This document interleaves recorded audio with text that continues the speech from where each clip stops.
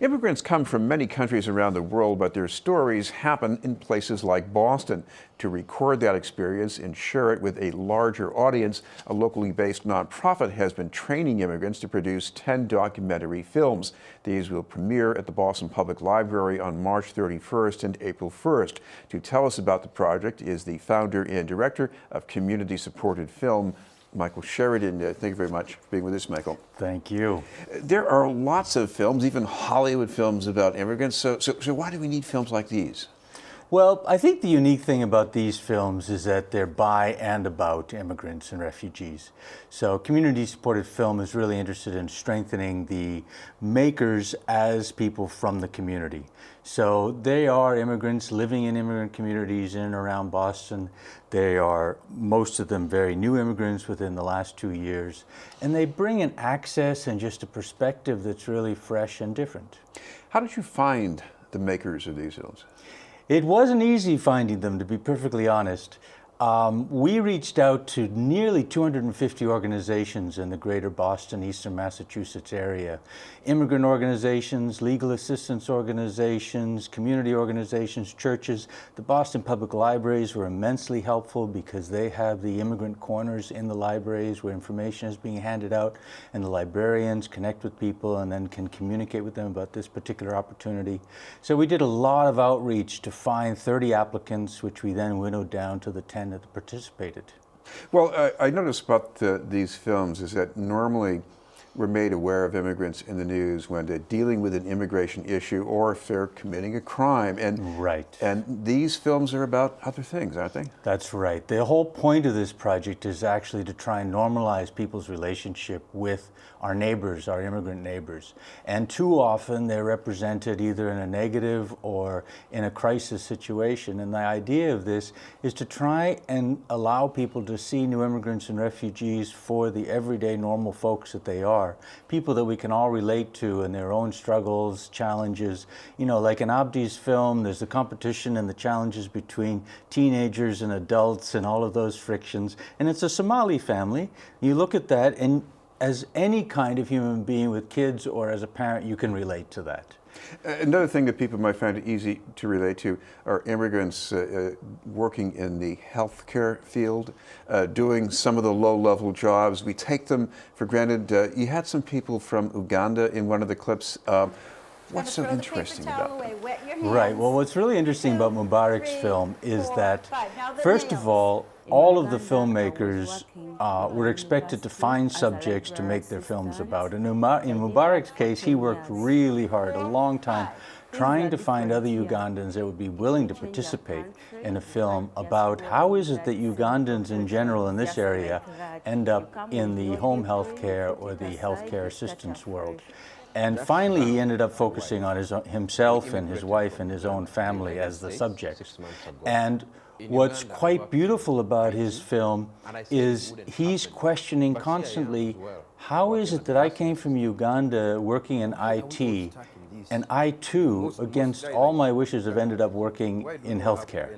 And he's very good at it, he's very committed to his work, but it's an oddity that immigrants come in and they are not able to easily move into the field that they may be trained in or that they're most interested in.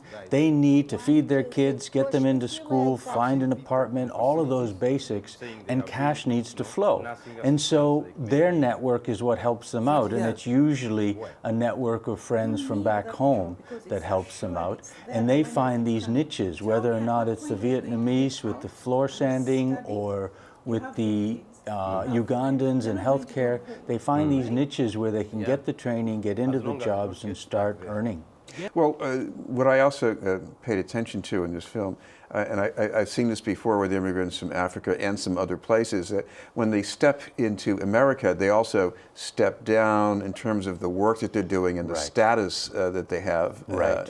And I think that's really surprising for many immigrants, and I think it's good for people who haven't gone through the immigrant experience to see what somebody like Mubarak goes through in coming to terms with what he thought the American dream, quote unquote, was going to be about, and what the reality has to be in terms of what kind of recognition for the educational degrees he brings receive, as well as what kind of jobs he's going to be accepted for. And that can be, very hard for these folks to face, but they got to make ends meet, and so they figure it out. Another figure I liked was called Fixer. He's from Haiti, a jack of all trades. I think almost every immigrant group has something like this. Yes, yeah. So the Fixer is a classic case in the Haitian community, but it's like you say, it's true in so many communities. I mean, it's true in all of our communities, whether or not, I'm not a new immigrant. I mean, I grew up here, I'm native born Irish, Italian ancestry, and, but we all have people who help us up. We call up like, how do I get that license, or how do I do that paperwork, or do you know a lawyer that can help me with such and such? But the Fixer is classic for folks who also I think is very helpful for people to see. We come in with all kinds of barriers, language barriers, just knowledge barriers. There's a whole system that works in a particular way here. And somebody as generous as Junior is out there helping other Haitians coming into the country, both as a business, helping them get through the basics of everyday life without language, without knowledge, but also he has a number of nonprofits that are helping in terms of helping parents understand how to navigate the school system, how to get their kids in and out of various opportunities, etc. And so it's really great just to see how people help each other out. This is BNN News. We're talking with Michael Sheridan from Community Supported Film.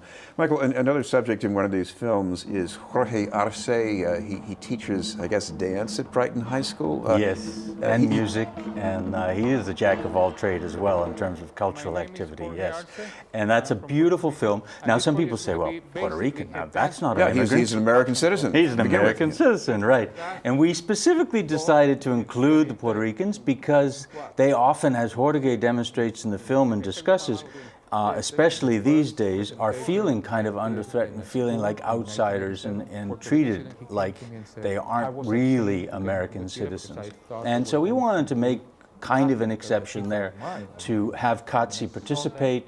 And she did this really wonderful film on Jorge, who is just a dynamite of a character who is using culture as a way both to empower youth who may be from the Dominican or other cultures in Latin America, Puerto Rican, etc., but they may not feel comfortable being part of that. They haven't seen the value of it, and Jorge brings that to them. And you can see it in the film.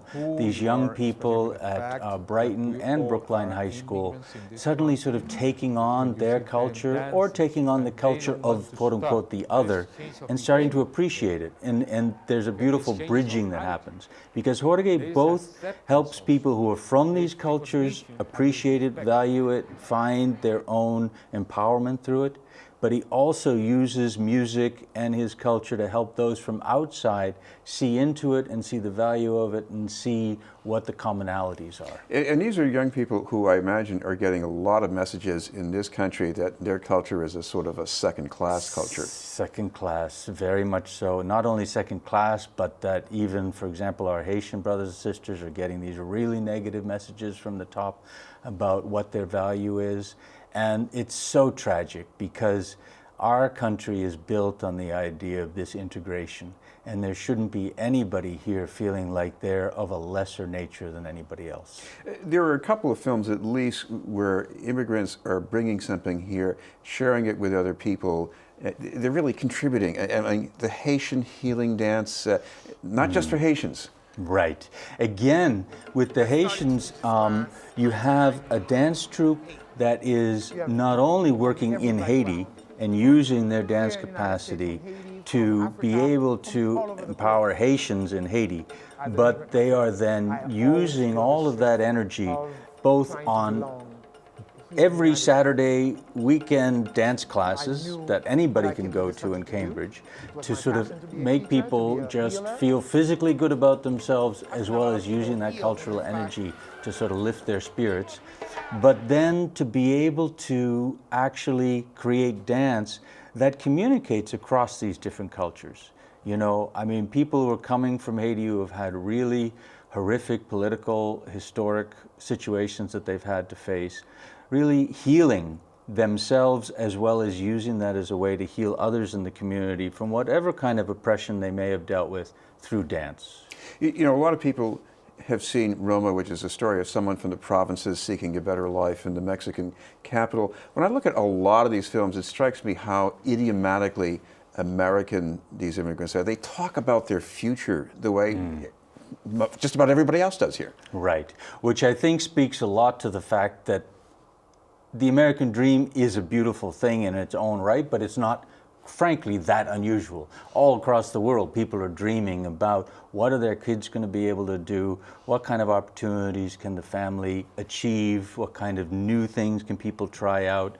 And you see that with folks coming in here, and as I said, most of these folks are here less than 2 years, where they are just pushing at the limits, trying to find the opportunities. And you see that both in the makers and the stories of them just participating in this training and filmmaking process, as well as in the stories that they capture.